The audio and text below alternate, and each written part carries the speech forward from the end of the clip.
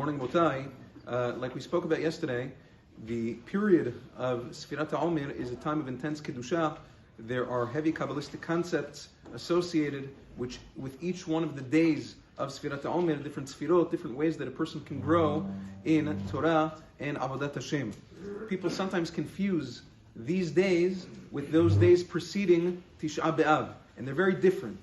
The difference between them is that although during these days, yes, a tragedy happened to Am Yisrael, the Talmidei Rabbi Akiva, but the days aren't days of Puranut. The days aren't tragic days, as opposed to Yemei Ben HaMitzarim, from Shiva Asar B'Tammuz until Tisha B'Av. Those days are Mu'adim LePuranut. They are meant as tragic days for the entire nation. For that reason, there are different halachot between each one. Sometimes people think that all of the halachot that apply during Ben HaMitzarim apply during Sefirat Omer, and that's not true. That's not entirely true, at least. There are certain things that are similar, but it's not across the board. For instance, with regards to buying clothes that require, buying clothes and wearing new clothes that require Shechianu.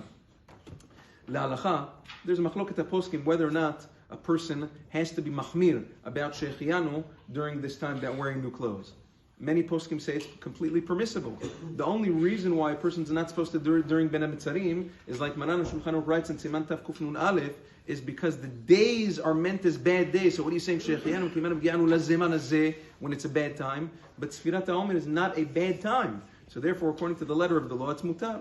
Nevertheless, there are certain poskim that are machmir not to. And therefore, it's better to be machmir not to buy new clothes. According to the letter of the law, if you need to, it's mutar, especially if it's for a chatan v'kala right after Lag BaOmer, if it's for milah or pidyon or bar mitzvah, whatever it is, completely mutar, no reason to be machmir at all. And even if you need it, let's say you need it, over there, according to the letter of the law, like we said, it's mutar, but it's better to wear it during one of the Shabbatot of Sefirat Omer and make Shechianu then, in order to be yotzei all of the opinions. Now, if it's something that doesn't require a Shechianu at all, let's say it's an undergarment, or let's say it's a shirt, whatever, something that's not so chashuv, and a person wouldn't make Shechianu, no reason whatsoever not to buy it during Sefirat Omer.